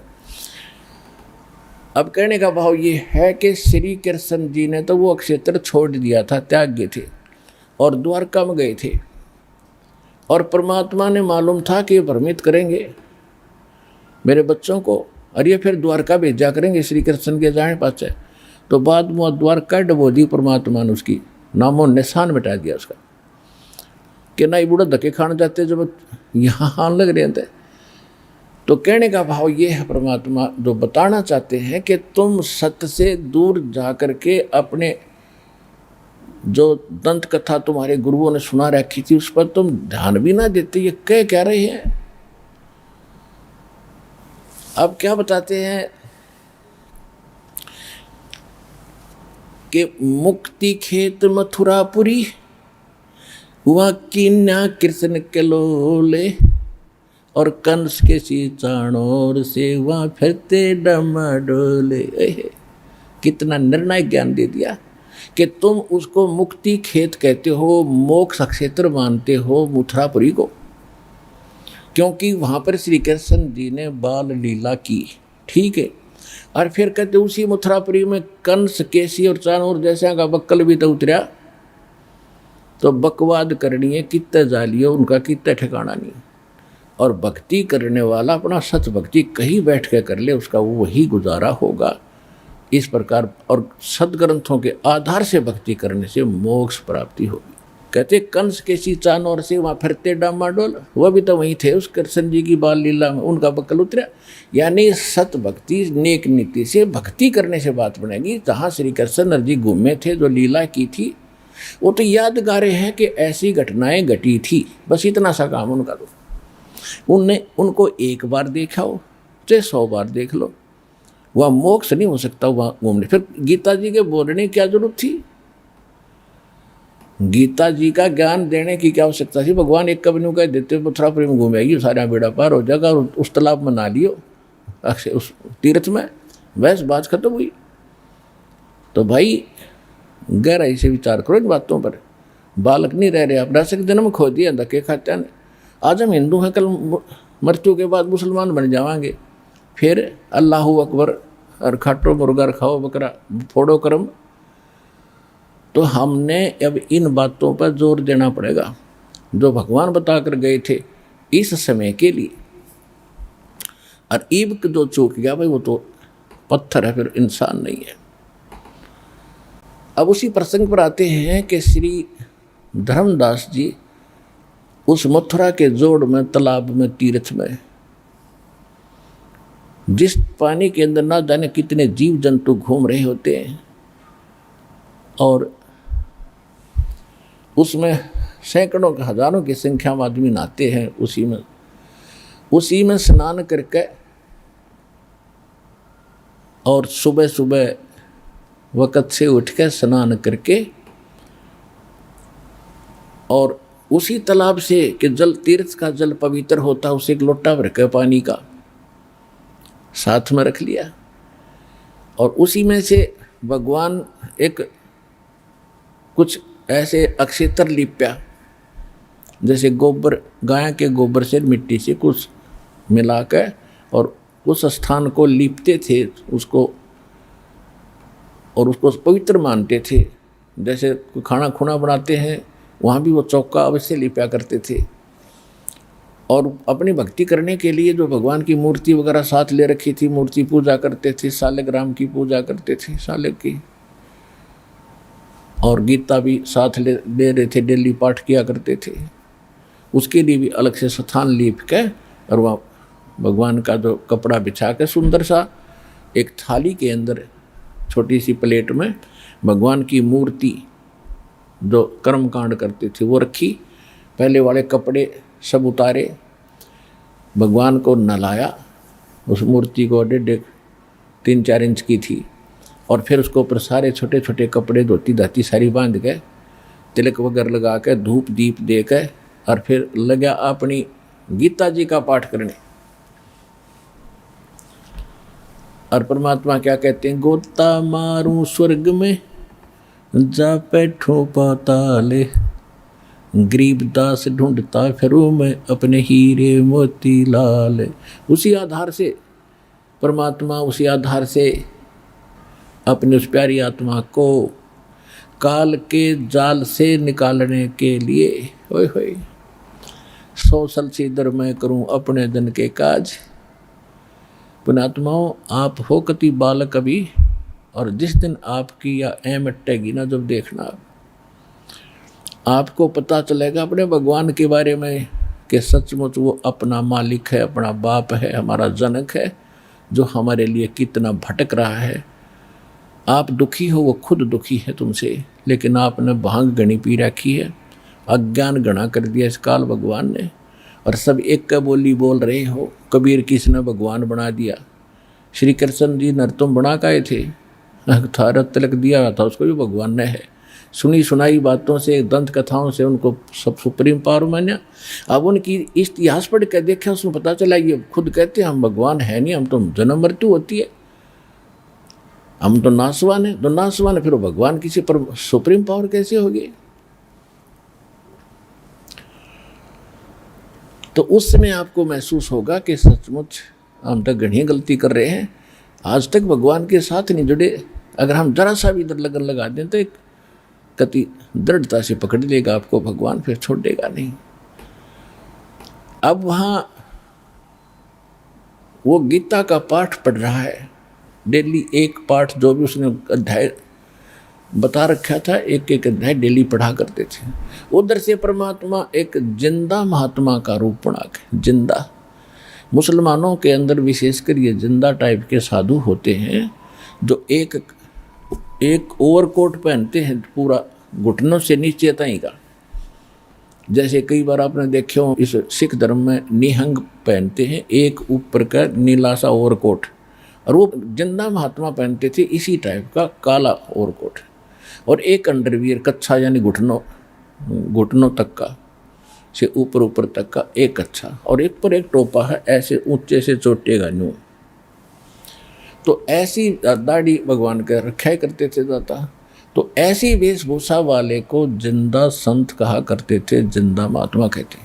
और इस कलयुग में दास ने जिन महापुरुषों की जीवनी पढ़ी है, उन सबको परमात्मा जिंदा महात्मा के रूप में मिले हैं। धर्मदास जी को जिंदा महात्मा के रूप में मिले, आदरणीय धर्मदास साहिब जी को, आदरणीय मलुकदास साहिब जी को, आदरणीय नानक साहिब जी को बेई नदी पर जिंदा महात्मा के रूप में मिले, आदरणीय गरीबदास साहिब जी को गांव छुड़ानी जिला झज्जर वाले को भी जिंदा महात्मा के रूप में छुड़ानी के खेतों में मिले, आदरणीय दादू साहिब जी को जिंदा महात्मा के रूप में मिले, आदरणीय घीसादास साहिब जी को भी जिंदा महात्मा के रूप में मिले। तो इसी प्रकार वो परमात्मा जिनको भी मिले हैं वो जिंदा महात्मा के रूप में मिले। हजरत मोहम्मद जी को भी जिंदा महात्मा के रूप में मिले थे। तो जो भी उनकी प्यारी आत्माएं हैं जो काल के में फंसी हुई है, उनसे निकालने के लिए दाता इस कलयुग में इस वेशभूषा में मिले हैं। तो धर्मदास जी के पास वो जिंदा महात्मा के रूप में थोड़ी सी दूरी पर, जैसे 10-20 फुट की दूरी पर बैठ गए परमात्मा, 50 फुट की दूरी पर। क्योंकि हिंदू धर्म के जो साधु संत विशेषकर उस समय होते थे वो छुआछात गणी करते थे, और मुसलमानों से तो ज़्यादा ही करते थे। इसलिए परमात्मा ने सोचा, मालिक थे उन मालूम था, क्योंकि हमारे पास पहुंचने के लिए परमात्मा ने कैसी लीला करनी पड़ी। दूर बैठूं ताकि ये कुछ बिदके नहीं मेरे तय, कदे मैं मुझे खुरका धमका देर सुने नहीं मेरी, मैं निकट चला गया था। तो दूर बैठ के दाता, और ऐसे उसकी तरफ ध्यान नहीं दे करके यूँ बैठ के एक तरफ मुँह करके, जब उसने वो पाठ पूजा शुरू करी, आवाज़ बोलने लगा ऊंची ऊंची स्वर में, तो धीरे धीरे 10-1 फुट पर आकर मालिक बैठ गए, 10-15 फुट पे उसके निकट धर्मदास के। धर्मदास जी ने सोचा कि तेरी वाणी को सुनकर, गीता जी के गूढ़ ज्ञान को सुनकर ये मुसलमान भक्त आकर्षित हुआ है और ये भ्रमित है, क्योंकि मुसलमानों के पास भक्ति नहीं है। ऐसा जैसा भी हम हिंदू कहते थे मुसलमानों के पास भक्ति नहीं, मुसलमान कहते थे हिंदुओं के पास भक्ति नहीं, क्योंकि ये देवी देवताओं की पूजा करते हैं। ऐसे अब भूल सी पड़े रही थी। तो धर्मदास जी ने सोचा इस भगत ने सुना दूं बढ़िया बढ़िया बात सारी। अब वो पहले तो मूल पाठ पढ़ रहा था संस्कृत, फिर हिंदी भी बोलने लग गया साथ में। और क्या बता रहा है, मोटी मोटी सी कई, उस दिन जैसे पहले आधा घंटा पाठ करता था, उस दिन 1.5 घंटा कराया। सारी ये समझा दो, सुनने लग रहा है ध्यान से, और परमात्मा यूँ करें बैठे बैठे, अब बहुत अच्छी तरह समझ में पूरी, यानी इंटरेस्ट ले रहे हैं जैसे। उस दिन उसने और जानबूझकर मोटे मोटे मेन से घने श्लोक सुना दिए। तब परमात्मा ने कहा कि हे महाराज जी, मैं एक भ्रमित व्यक्ति हूँ, बहुत से साधु संतों के पास मैं गया हूँ, मेरी संतुष्टि नहीं हुई, और मैंने आपकी वाणी सुनी है, आपने ये ज्ञान सुना इस पुस्तक से पढ़कर, मेरा तो हृदय खींच लिया। मुझे आशा है कि शायद आपके पास बहुत अच्छी भक्ति और ज्ञान है, तो मुझे मेरा मोक्ष कैसे होगा मैं जानना चाहता हूँ। तो उस धर्मदास जी ने बताया कि देखो, मोक्ष का पहला मार्ग है कि जीव हिंसा नहीं करनी चाहिए, और जो जीव हिंसा करते हैं वो कभी पार नहीं हो सकते। उनका मोक्ष नहीं हो सकता, क्योंकि धर्मदास जी को पता था मुसलमान है, मुसलमान मांस मिट्टी खाते ही हैं, जीव हिंसा करते हैं। तो 5-10 मिनट तो उसने जीव हिंसा पर लेक्चर दिया। फिर कहा कि सबसे पहले गुरु बनाना चाहिए, गुरु बिन मोक्ष नहीं हो सकता भक्त।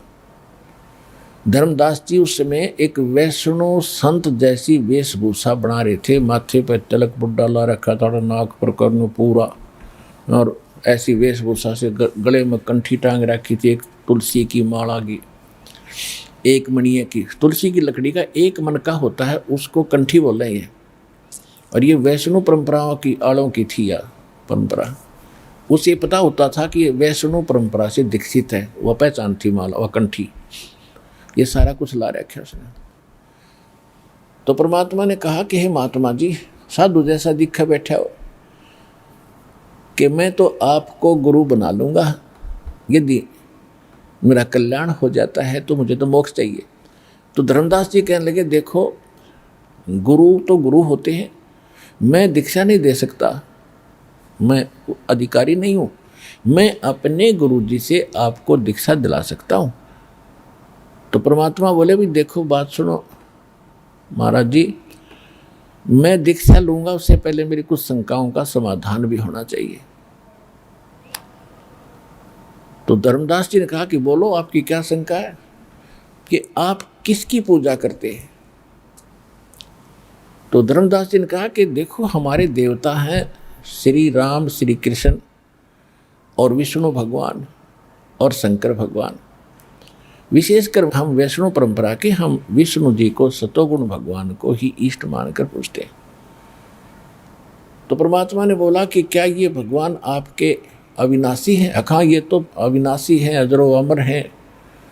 परमात्मा ने पूछा क्या इनकी कोई माता पिता भी है? कि नहीं नहीं नहीं, ये तो अजरो और अजन्मा है, इनके कोई माता पिता नहीं, ये सारी सृष्टि के रचनहार यही है। तो क्या इनसे ऊपर भी कोई अल्लाह खुदा है? हमने मुसलमान धर्म वालों से सुना है कि इनसे ऊपर कोई और खुदा है।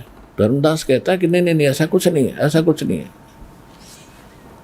तो आप ये किस बुक को पढ़ रहे थे, कौन सी किताब है जिसमें से आप ये ज्ञान हम सुना रहे थे, सुन रहे थे हम आपका?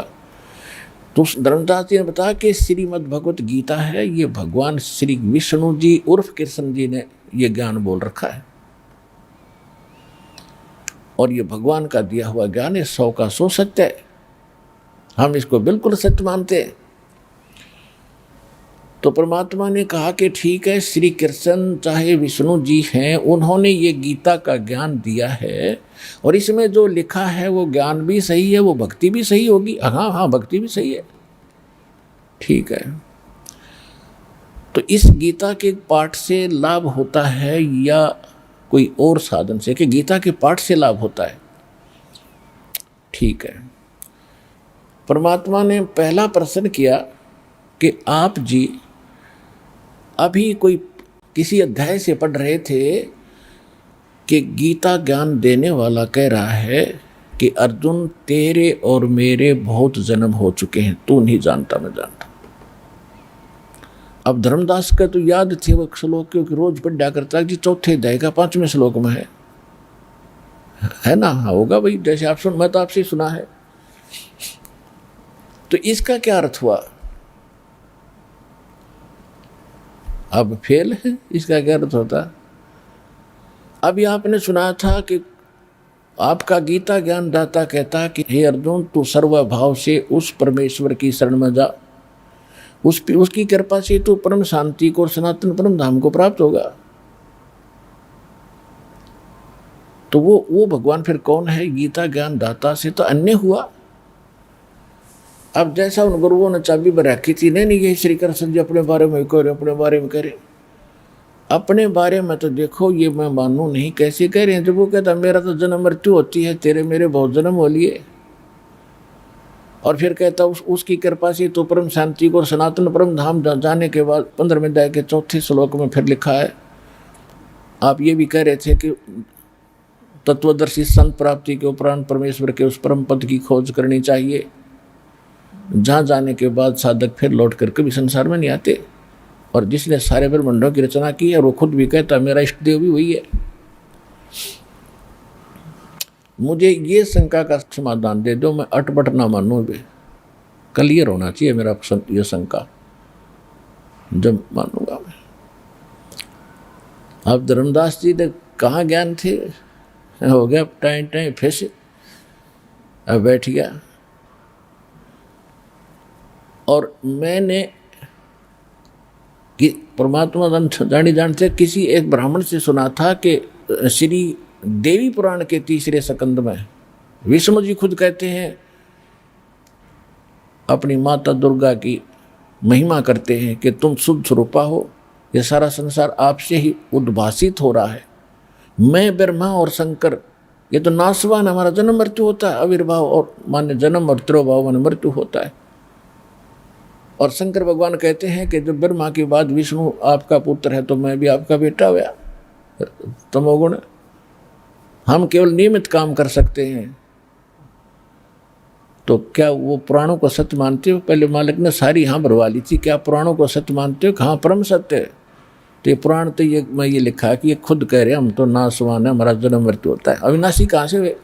और दुर्गा इनकी माता है।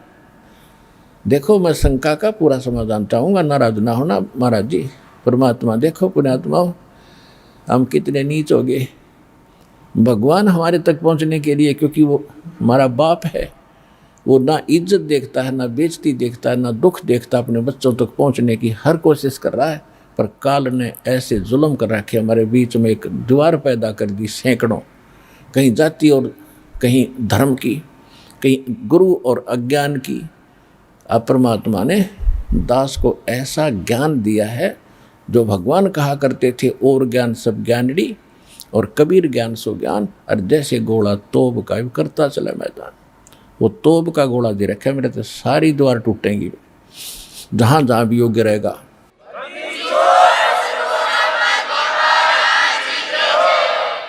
अब परमात्मा ने कहा कि धर्मदास जी आप कहते हैं कि मैं व्रत रखता हूँ एकादशी का।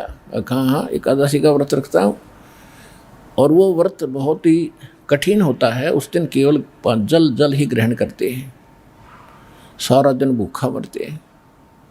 तो परमात्मा ने कहा कि आप अभी पढ़ रहे थे, कौन सा अध्याय तो मुझे पता नहीं, आप कह रहे थे कि हे अर्जुन यह योग, योग माने साधना यानी भक्ति, न तो ज़्यादा खाने वाले की और न बिल्कुल ना खाने वाले की, या ज़्यादा सोने वाले की या ज़्यादा जागने वाले की कभी सफल नहीं होती। तो भोजन ना कति ना खाना मतलब व्रत रखना, इसमें व्रत की मनाही कर रखी है। और आप श्राद्ध भी निकालते हो, परमात्मा ने सारे प्रश्न कर दिए थे, कहाँ श्राद्ध भी निकालते हैं, जरूर निकालने चाहिए। गीता जी के 9वें अध्याय के 25वें श्लोक में अभी आप पढ़ रहे थे, सुना रहे थे कि भूत पूजने वाले भूत बनेंगे और देवी देवताओं के पूजने वाले देवी देवताओं को प्राप्त होंगे, अब मेरा भक्त मुझे प्राप्त होगा। तो आप भूत बनना चाहते हो कि भगवान प्राप्ति चाहते हो? गीता के आधार से देख लो, वो तो मना कर रखे, पर ये पूजा नहीं करनी चाहिए। फिर परमात्मा ने कहा कि देखो ये जो पुस्तक हमारी आपकी है या हमारे मुसलमान धर्म की, क्योंकि वो मुसलमान मान रहे थे परमात्मा को, ये एक अनुभव है या किसी महापुरुष ने बताया है, जैसे भी भगवान ने बताया सब लोग। तो ऐसा जान ले कि जैसे एक किसान का बालक था, एक किसान था, उसके 40, 50, 60 साल की उम्र में उसका लड़का उत्पन्न हुआ, और उसने सोचा कि जब तक लड़का जवान होगा और कृषि फार्मूलों से परिचित है नहीं, इसके लिए मैं अपना अनुभव एक पैड पे लिख देता हूँ। बही में लिख दिया एक डायरी में, कौन सी फसल किस सीजन में बोनी चाहिए, एक किले में कितना बीज डालना चाहिए, किस समय कितने दिन के बाद सिंचाई करनी चाहिए, और कौन से सीजन में बीजना चाहिए, वो सारा कुछ लिख दिया। और पुत्र को कह दिया, बेटा जब तुम सियाना हो, बड़ा हो, और कभी मेरी मृत्यु अचानक हो जा, तो मेरे इस अनुभव को पढ़ कर इसके आधार से अपनी खेती कर लिए, बेटा मार नहीं खावेगा। अब वो पिता की मृत्यु के बाद वो लड़का डेली उसको पढ़ता, पिता के बताए मार्ग को,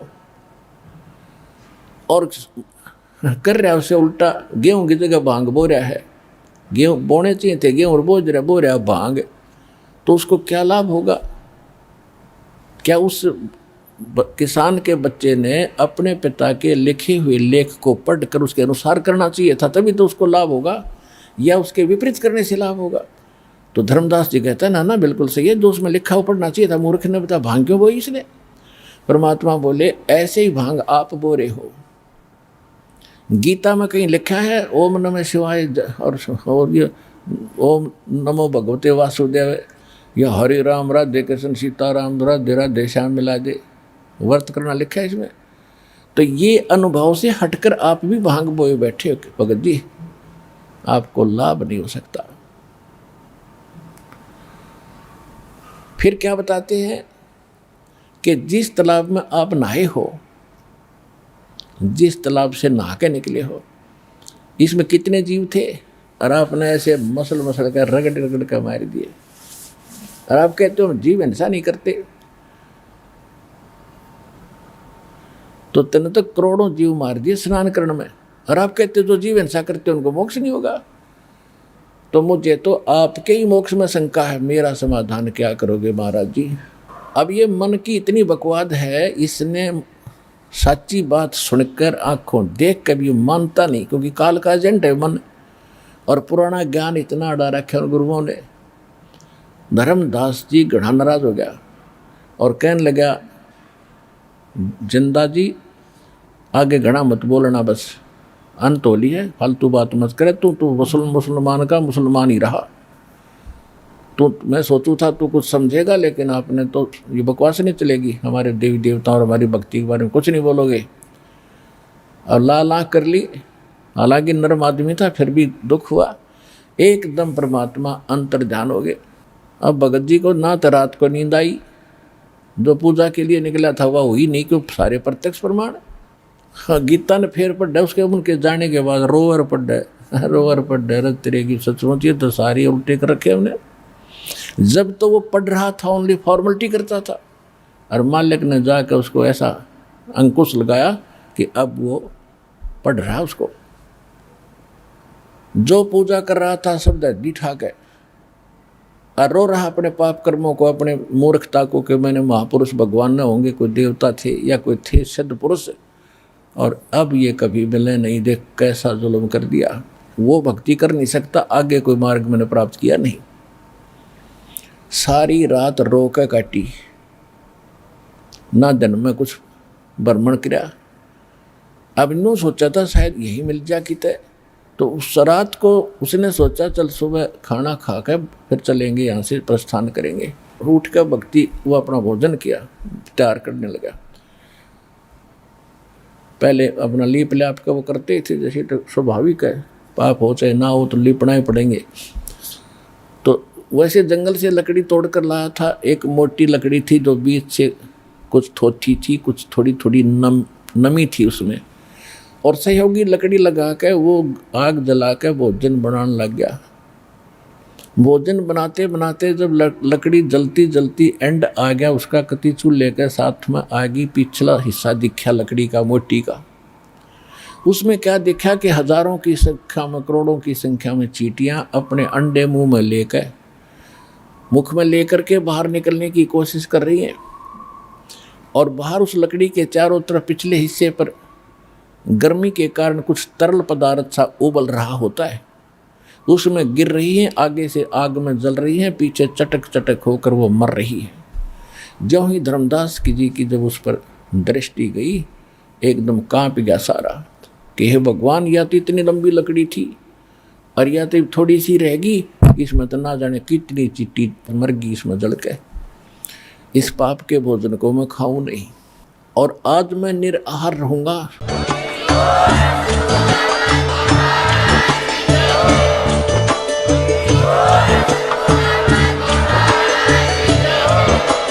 आप सुन रहे थे जगत गुरु तत्वदर्शी संत रामपाल जी महाराज जी के मंगल प्रवचन। अधिक जानकारी के लिए विजिट कीजिए हमारी वेबसाइट www.jagatgururampalji.org। संत रामपाल जी महाराज जी के शुभ आशीर्वाद से पूरे विश्व भर में 500 से भी ज्यादा नाम दीक्षा केंद्र हैं, जिन पर संत रामपाल जी महाराज जी द्वारा ऑनलाइन निशुल्क नाम दीक्षा दी जा रही है। अपने नजदीकी नाम दीक्षा केंद्र का पता करने के लिए संपर्क करें 8222 880541।